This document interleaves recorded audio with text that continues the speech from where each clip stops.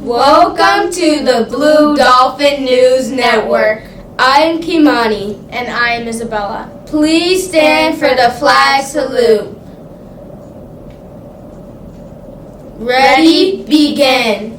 I pledge allegiance to the flag of the United States of America and to the republic for which it stands, one nation, under God, indivisible, with liberty and justice for all.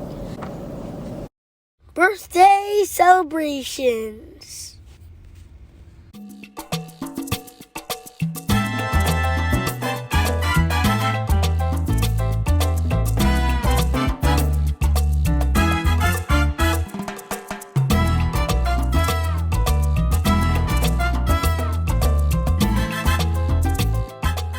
Graders, I hope you're doing super amazing. And we've been talking about this week about kindness and the power of our words, right? Not only the power of our words, but the power of our actions as well, right? Because what you do also makes a profound impact. We're going to be reading a really sweet book, and I'm going to get to it because it's a little bit of a longer picture book, and it's called Each Kindness. So let me share my screen.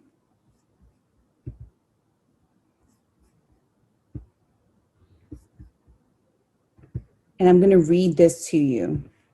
Each Kindness by Jacqueline Woodson.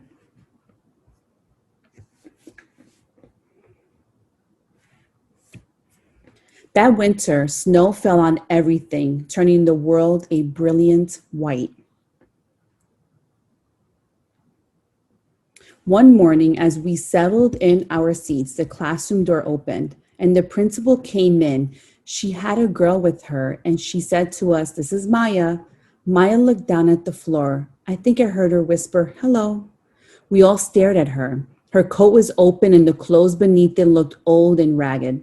Her shoes were spring shoes, not meant for the snow. A strap on one of them had broken.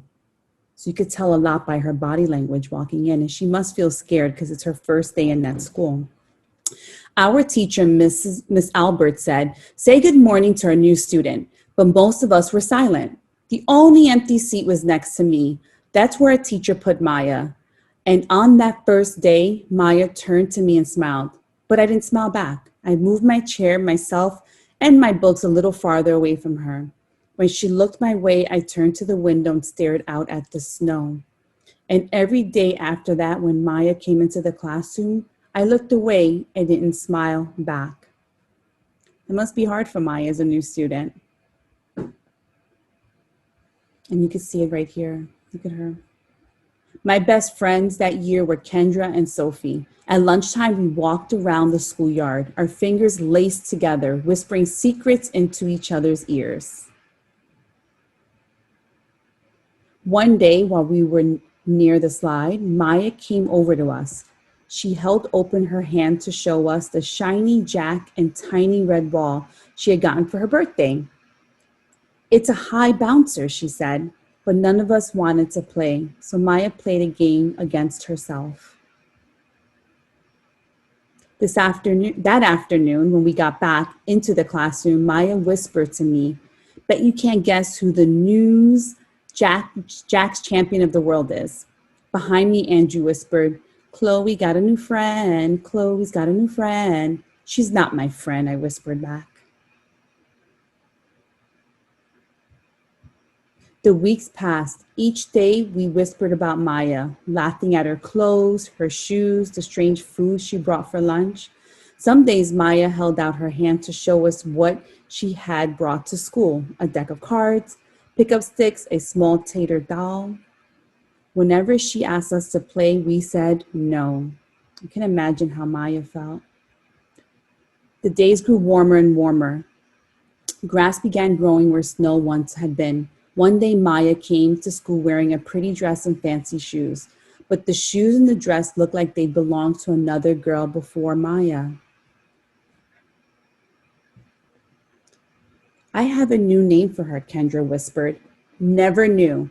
Everything she has came from a secondhand store."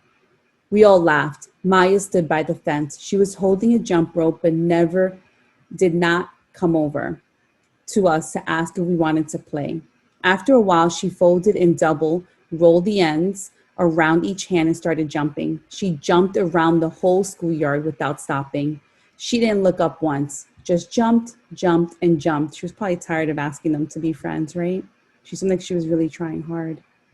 The next day, Maya's seat was empty. In class that morning, we were talking about kindness. Miss Albert brought a big bowl into class and filled it with water. We all gathered around her desk and watched her drop a stone into it. Tiny waves rippled out away from the stone. This is what kindness does, Miss Albert said. Each little thing we do goes out like a ripple into the world. So each one of those ripples are representative of what we do in terms of kindness, right? Then Miss Albert let us each drop the stone in as we told her what kind things we had done. Joseph had held the door for his grandmother.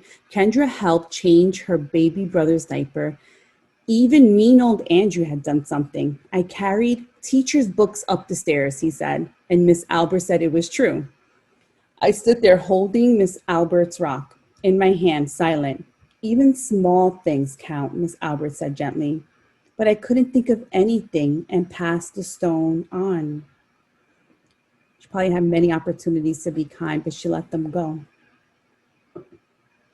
Maya didn't come to school the next day or the day after that. Each morning I walked to school slowly, hoping this would be the day Maya returned and she'd look at me and smile. I promised myself that I smiled back. Each kindness, Miss Albert said, makes the world a little bit better. So I guess she had a heavy heart, like she wasn't being kind to Maya, and she realized that it was really hurting her now. But Maya's seat remained empty, and one day Miss Albert announced to the class that Maya wouldn't be coming back.